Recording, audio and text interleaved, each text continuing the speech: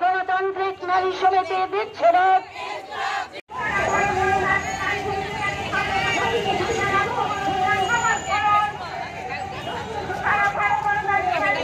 নারী সমিতি আমরা সিদ্ধান্ত নিয়েছি রাজ্যের জরুরি দাবিগুলোকে চিহ্নিত করে আমরা ৬ দফা দাবির ভিত্তিতে গত ২ মাস যাবৎ গোটা রাজ্যে আমরা গণস্বাক্ষর সংগ্রহ করেছি।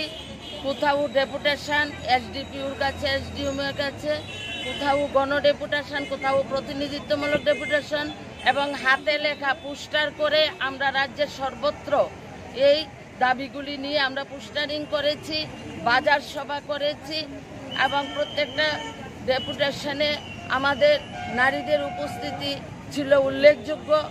আজকে আমরা এখানে আমাদের রাজ্যপালকে ঠিকানা অ্যাড্রেস করেই এসডিপিও এসডিএমের কাছে যে ডেপুটেশনগুলি দেওয়া হয়েছে ৯,৭৩৫ জনের গণস্বাক্ষর সংগ্রহ করে ডেপুটেশনগুলি দেওয়া হয়েছিল। আজকে আমরা সরাসরি রাজ্যপালের কাছে এই ডেপুটেশন আমরা দেব। এই ডেপুটেশনে আজকেও আমাদের ৫,০০০ সামথিং আমাদের গণস্বাক্ষর আরও আসছে আমাদের কাছে গণস্বাক্ষর সংগ্রহ।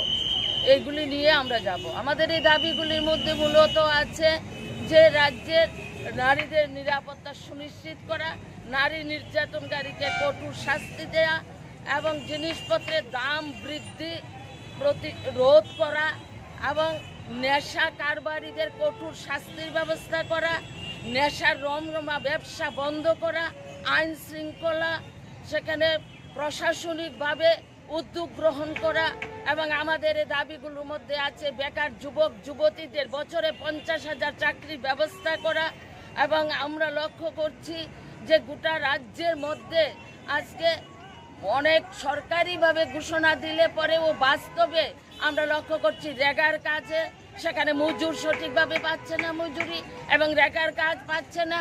২০০ দিনের কাজ ৩৪০ টাকা মজুরি নিয়ে আমাদের যে দাবিগুলো ছিল এই দাবিগুলো আজকে অধরায় রেখে যাচ্ছে। তার জন্য আমরা আজকে এখানে এই মিছিল করে আমরা এখান থেকে মিছিল শেষে আমরা রাজ্যপালের কাছে আমরা ডেপুটেশনে যাব এবং এখানে সার্কিট হাউসে আমাদের সভা চলবে, আমাদের নেতৃত্বরা ওখানে আলোচনা করবে।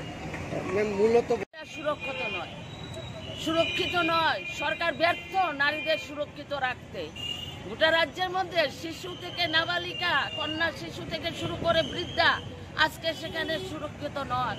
তাদের উপর যে ধরনের নির্যাতন হচ্ছে এবং নারী নির্যাতনকারীরা প্রকাশ্যে ঘোরাফেরা হচ্ছে এবং শাসক দলের আশ্রয়ে তাদের কোনো সেখানে গ্রেপ্তার হচ্ছে না, তাদের দৃষ্টান্তমূলক শাস্তি হচ্ছে না। এই দাবি মূল দাবি নিয়ে আমরা বিগত দিনে আমরা গত ৭ বছর ধরে আমরা লড়াই সংগ্রাম করছি। সরকার যদি নারী নির্যাতনকারীকে, আসামিকে গ্রেপ্তার করে শাস্তি না দেয় তাইলে পরে নারী নির্যাতন বন্ধ হবে না, নারীরা সুরক্ষিত থাকবে না, এটাই বাস্তব।